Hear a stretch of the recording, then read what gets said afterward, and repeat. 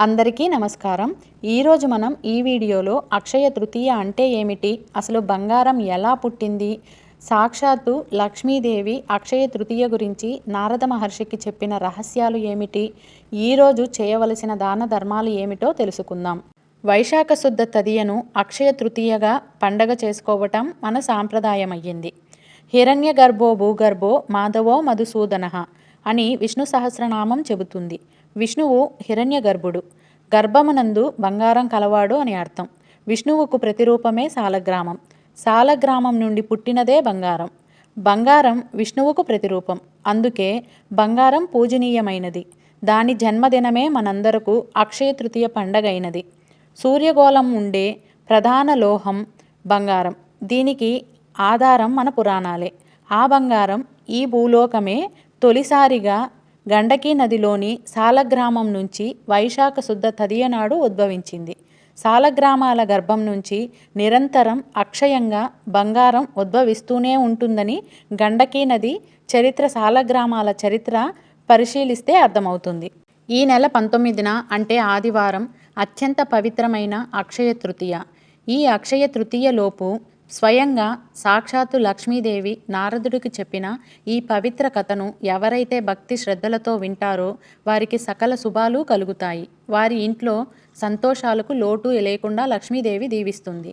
ఈ కథను పూర్తిగా వినటానికి ప్రయత్నించండి. ముందుగా ఈ వీడియోని లైక్ చేసి ఓం శ్రీ లక్ష్మీ నారాయణాయ నమః అని కామెంట్ చేయండి. మీరు చేసే చిన్న లైక్ మన ఛానల్ గ్రోత్కి ఎంతో ఉపయోగపడుతుంది. అక్షయ తృతీయ వెనుక ఉన్న అసలైన పవిత్రత, దాని అంతరార్థాన్ని తెలిపే సాక్షాత్తు లక్ష్మీదేవి వివరించిన ఈ అద్భుతమైన కథను ఇప్పుడు విందాం. అది కోటి సూర్యుల కాంతితో వెలిగిపోతున్న వైకుంఠపురం. ఆదిశేషునిపై శ్రీమన్నారాయణుడు యోగ నిద్రలో ఉండగా ఆయన పాదాల చెంత జగన్మాత, ఐశ్వర్యప్రదాయిని అయిన శ్రీ మహాలక్ష్మీదేవి సేవలు చేస్తూ ఆసీనురాలై ఉంది. పారిజాత సుగంధాలు, దేవతా స్తోత్ర గానాలు ఆ పవిత్ర వాతావరణాన్ని మరింత రమణీయంగా మార్చాయి. అదే సమయంలో నారాయణ నారాయణ అంటూ తన వీణను మీటుకుంటూ ముల్లోకాల సంచారి అయిన, అసలైన జ్ఞానాన్వేషి అయిన నారద మహర్షి అక్కడ ప్రత్యక్షమయ్యాడు. ఇక నారద మహర్షి లక్ష్మీనారాయణులకు భక్తితో నమస్కరించి వినయంగా ఇలా అన్నాడు. తల్లి జగజ్జనని, భూలోకంలో నేను సంచరిస్తూ ఉండగా ఒక వింతను గమనించాను. వైశాఖ మాసంలో శుక్లపక్ష తైతీయ నాడు అక్షయ తృతీయ అనే పండగ వస్తుంటే మానవులందరూ కూడా బంగారం, వెండి కొనటానికి ఎగబడుతున్నారు. ఆ రోజు కొంటే సంపద తరగదని వారి నమ్మకం. కానీ తల్లి, ఆ పర్వదినం యొక్క పవిత్రత కేవలం బంగారం కొనటానికే పరిమితమా, లేక దాని వెనుక లోతైన సామాన్యులకు తెలియని దివ్య రహస్యాలు ఏమైనా ఉన్నాయా? సర్వ సంపదలకు అధిదేవతవైన నీవే ఈ సందేహాన్ని నివృత్తి చేసి లోకాన్ని ఉద్ధరించాలి అని ప్రార్థించాడు. నారదుని జిజ్ఞాసకు ప్రసన్నురాలైన లక్ష్మీదేవి తన మందహాసంతో వైకుంఠాన్ని మరింత ప్రశాంతవంతం చేస్తూ ఇలా చెప్పటం ప్రారంభించింది. నారద, నీ ప్రశ్న చాలా విలువైనది. నేటి కలియుగంలో మానవులు పైపై మెరుగులకే ప్రాధాన్యం ఇస్తున్నారు, కానీ అసలైన సారాన్ని గ్రహించటం లేదు. అక్షయ తృతీయ అంటే కేవలం బంగారం కొనే రోజు కాదు, అది కర్మ ఫలాన్ని అక్షయం చేసే దివ్యమైన రోజు. అక్షయ అంటే క్షయం లేనిది, తరగనిది అని అర్థం.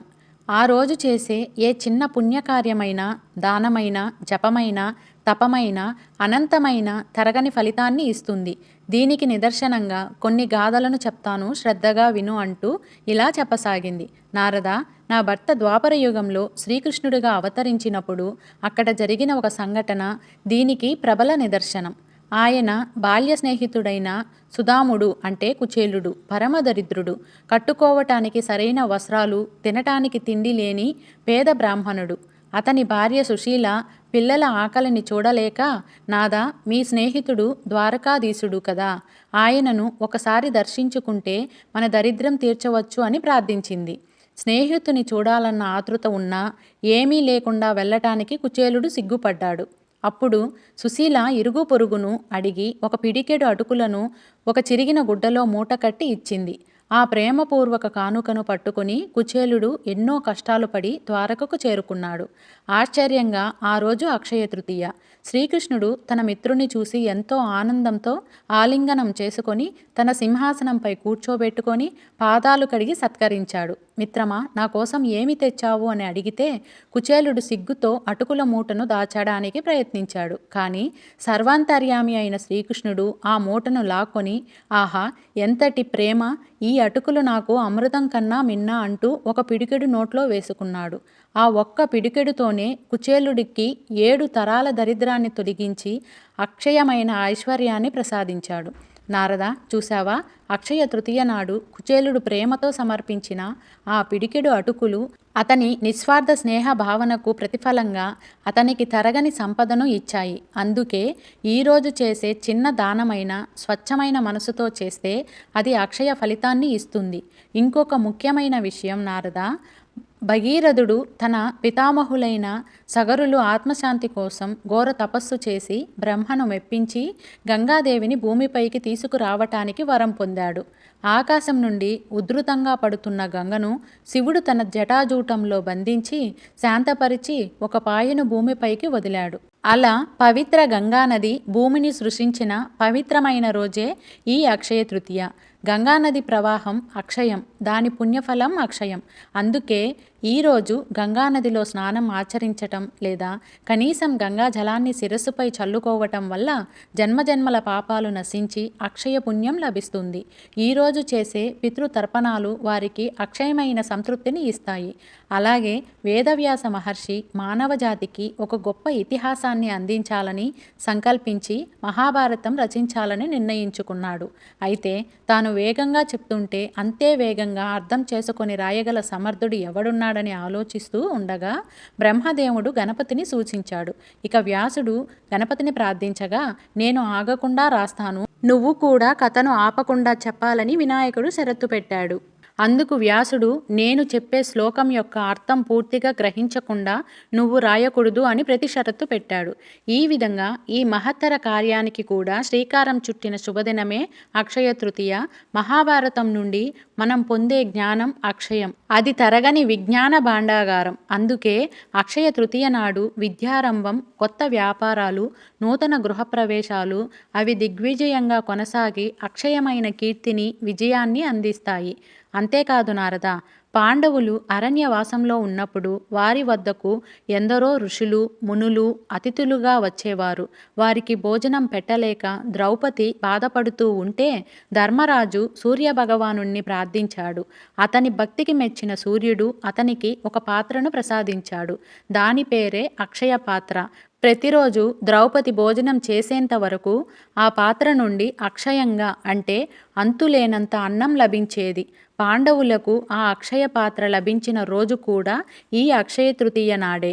అసలు అక్షయ తృతీయ నాడు అన్నదానం, జనదానం అంటే కుండలో నీరు పోసి ఇవ్వటం, గొడుగు, పాదరక్షణలు, వస్త్రాలు వంటివి దానం చేస్తే వారి జీవితంలో ఎన్నటికీ ఆహారానికి, వసతికి ఎటువంటి లోటు ఉండదు.